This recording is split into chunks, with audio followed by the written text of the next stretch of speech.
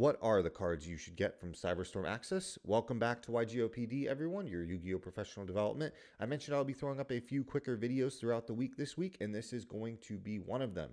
With Cyberstorm Access right on the horizon, just a week away from the full set relief, more or less, and a couple of days away from the sneak preview, I wanted to give you my top 10 cards I'm looking forward to in the new set. There's going to be a couple obvious ones, but hopefully a few underrated ones as well.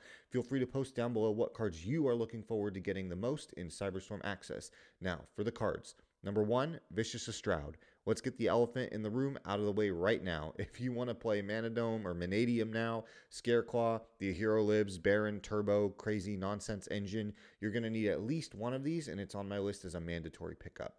The second one is Ringo Worm, the 100 Apple Dragon. I'm sure a lot of you have heard this by now. Definitely one of the cards I am the most excited for. This does a ton in almost any synchro strategy, but specifically Sword Soul.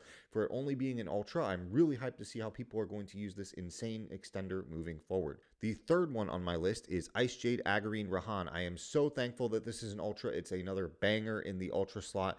Literally any water deck basically is going to get an insane buff from this deck, turboing out either the free Ice Jade Synchro from the most recent set in Photon Hypernova, I believe, or even making Cheng Ying practically free is nuts. You already know that this is going to be sliding into one of my Marincess decks for a new profile here soon. If you have a soft spot for water decks or have a specific heart for a water deck, this is definitely worth giving a shot. The power boost it provides is nuts. Fourth on the list is Tri-Brigade Roar. If you've not seen this card yet, it's absolutely nuts. The fact that it's at Super kind of blows my mind. I thought they were going to just throw it in secret, but if you need to dig out from your bulk Bucephalus, the most recent Super Rare Link 5 from one of the past sets for Tri-Brigade, I would recommend grabbing a couple. This is really good in any generic deck that plays Links. It's just a free Imperm or an Upstart Goblin, since you can dump Garura from dumping Bucephalus. That doesn't even mention what the card does for Tri-Brigade itself. It is really, really cool. Number 5 is Infinitrack Road Roller. Konami knew what they were doing with the JoJo reference there. Even so,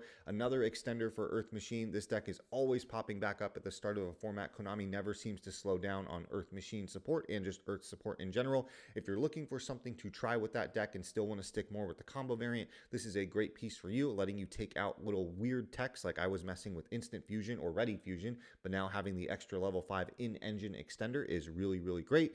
Definitely something you should consider picking up if you want to run back Earth Machine. Number 6 on my list is Wannabe. This is for all the back row players out there. If you own Labyrinth, Eldritch, Paleo, Trap Tricks, any normal trap-based deck, this is a really cool card. I'm really glad they threw this in Super. There's so many things I want to try, and it makes it very budget accessible. Being able to excavate potentially 5 and have a fresh trap set before it even gets to your turn is really, really great. Amazing level 2 body for people who are into the Paleo strategy. Just an all-around really great card that you should test. It's definitely worth taking a day at locals, throwing these in your deck, giving it a try just to see how it goes. Number 7 is Trap Track. All right, I thought this was going to be a secret. It's just a common. I was looking at Waybridge from the last set and a few other random secret traps that haven't done a lot, but the fact that this is a common is really amazing.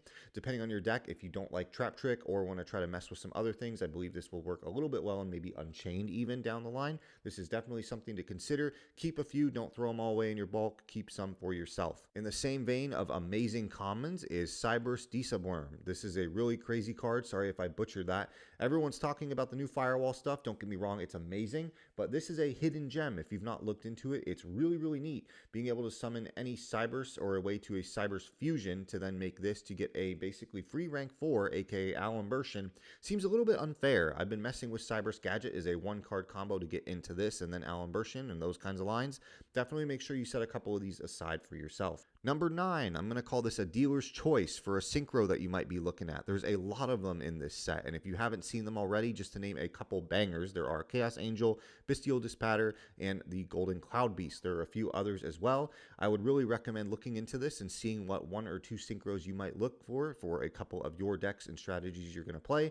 I know there's quite a lot here, but there's at least one synchro throughout this entire set that I think each player is keeping an eye out for. So if you haven't found yours yet, I would really look and see which one works for you. Number 10, it has to be said, it has to be mentioned, Gold Pride is here and is absolutely nuts. I know I have to get a shout out to Gold Pride at least once. That's one of probably the most highest viewed videos on my channel ever, along with the punks. I got to break out those CR punks again. Have to make it a return.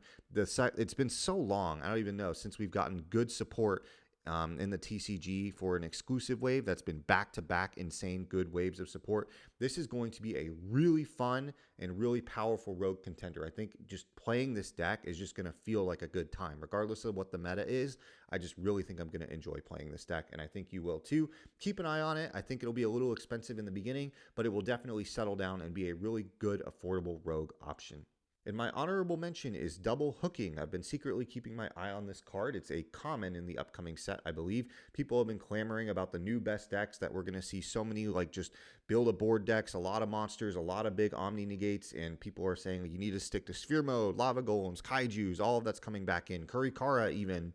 And imagine just having all that happen to you.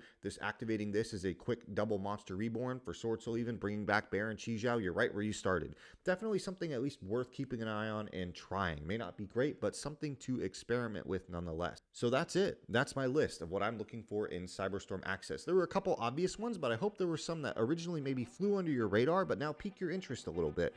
Definitely a really crazy set with a lot of different things. There's just going to be so many decks, strategies, concepts that come out of this set. It's really fresh and nice to see. So with all that said, thank you all so much for watching. I'll see you all soon. Your pulls are going to be blessed. Your starlights are going to be abundant. Later, everyone.